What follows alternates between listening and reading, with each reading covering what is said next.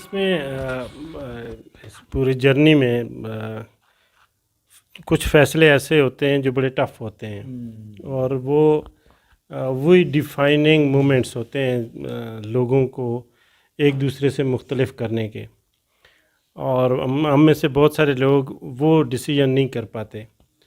تو آپ کی زندگی میں ایسے کون سے 2-3 ڈیسیجنز ہیں جس کو آپ سمجھتے ہیں کہ جو وہ ورتھ وائل ڈیسیجن تھے، اور اس کی وجہ سے جو ہے نا وہ آپ کی لائف میں اور دوسروں کی لائف میں کوئی کنٹریبیوشن ہوئی؟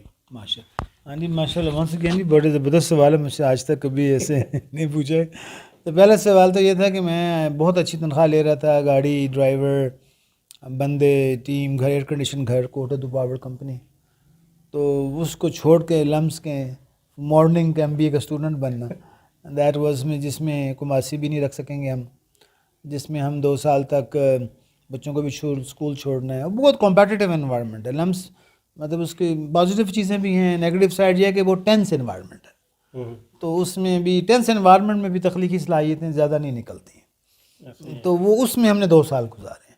تو وہ جو ریزائن کرنا تھا نا سر، کوٹا دو پاور کمپنی کی جاب کو، میری وائف کہتی ہے دیکھو وہ جو سارے تھے سب کے جناب ایک کنال ان کی 10-10 کروڑ کی جائیدادیں بن چکی ہیں، اور ابھی تک میرا ایسا کوئی گھر نہیں ہے، تو وہ لیکن یہ کہ اس کے نتیجے میں ریگریٹس الحمدللہ نہیں ہیں، لیکن جب وہ پرانا دیکھتے ہیں تو وہ فیصلہ بہت امپورٹنٹ فیصلہ تھا، یعنی وہ اپنے کمفرٹ زون سے باہر نکلنا، اپنے 200 لوگوں کو میں مینیج کر رہا ہوں، لگی بندی تنخواہ آ رہی ہے، گوروں کے ساتھ کام کر رہے ہیں، اور وہاں سے لائف لانگ سٹاکس بھی لوگوں کو ملے جو وہاں رہے۔ دوسرا فیصلہ یہ تھا کہ لمس میں آئے تھے ہم MBA کرنے کے CEO بنیں گے، اور وہاں پر میٹرک پاس 2nd ڈویژن آدمی کو جوائن کر لینا۔ ہاں جی، ڈاکٹر صاحب نے کہا کہ یار یہ اپنا ہائرنگ لیٹر بھی آپ پہ لکھو شاہد صاحب، آئی ہیئر بائی ہائر مسٹر شاہد قریشی، میں نے ٹائپ کیا، ڈاکٹر صاحب نے سائن کر دی۔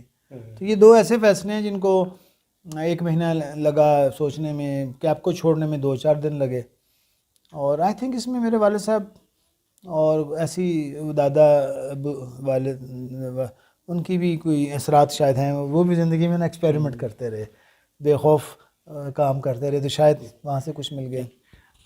اس میں آپ کی چونکہ بہت ساری باتیں آپ نے نہیں بتائیں، آپ کی کنٹریبیوشن اس سوسائٹی کے لیے بہت زیادہ ہیں، میں پرٹیکولرلی انٹرپرینورشپ کے حوالے سے، اور پھر آپ نے جو اپنے انٹرپرینوریل مائنڈ سیٹ ماڈل میں اقبال کو پھر اسلامک پرسپیکٹیو کو لے کے آئیں، تو اس بارے میں آپ تھوڑا سا بتائیں کہ کیا کنٹریبیوشن ہوئی ہیں جس کو دیکھ کے آپ فخر کر سکتے ہیں کہ یہ جو میں نے کیا ہے واقعی اس کو جو ہے وہ اکنالج ہونا چاہیے، نہ بھی ہو لیکن یہ میرے لیے بڑا امپورٹنٹ کام ہے۔ جی ماشاء اللہ جی، اس میں بھی سر ونس اگین سب تعریفیں اللہ رب العالمین کے لیے۔ اس ارتقاء میں، اس سفر میں جو جھٹکے لگے نا ان لرننگ کے، اس نے دیکھنے کا انداز بدلا ہے، تو اس دیکھنے کے انداز بدلنے سے چیزیں ڈفرینٹ نظر آنی شروع ہو گئی ہیں، تو اس میں زیادہ کریڈٹ تو ان کو جائے گا، اللہ تعالیٰ کو، جس نے ہمیں وہ ایک پرسپیکٹیو بدلا۔ تو اس میں فار ایگزامپل جب ہم سارسوتی میں، مجھے اندر بس یہ ہے کہ جو ہم کام کریں نا اس کا غلبہ ہو جاتا ہے۔ جب ہم نے فیکچویشن تھیوری دیکھی تو ہم نے کہا wow that is something great, اس پر ہم نے فل تھروٹل اس پر کام شروع کر دیا۔ تو میرے والد صاحب چونکہ PhD ایگریکلچر، فارسٹری، قرآن اور اقبال کو بہت پڑھتے رہے، ان کا یار جو تمہاری ساری باتیں جو تم کرتے پھر رہے ہو نا، اور یہ جو 10 سال پرانی نہیں ہے، یہ تو 100 سال پرانی ہے، خود ہی میں ڈوب کر عزم اور ہمت والوں نے اس آبجو سے کیے بہرے بے کراں پیدا۔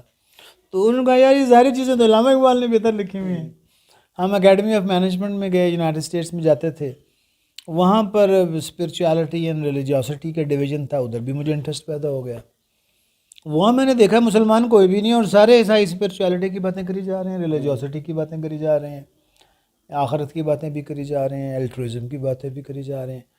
تو سارسوتی کا پرسپیکٹیو، علامہ اقبال کا پرسپیکٹیو، ہینری منسبرگ کا پرسپیکٹیو، کلیٹن کا پرسپیکٹیو، اور بچپن میں ہمارا کافی سارا وقت چونکہ تبلیغ کے ساتھ گزرا، اور اس کے بعد والد صاحب، نانا بھی ہمارے ٹیچر تھے، اور والدہ ماشاءاللہ بہت زبردست امریکہ میں بھی رہیں، ان کو بھی ہم بچپن میں ماشاءاللہ پردہ بھی کرتے تھیں، گاڑی بھی چلاتی تھیں، خوب خدمت کی قوم اپنے علاقے محلے میں۔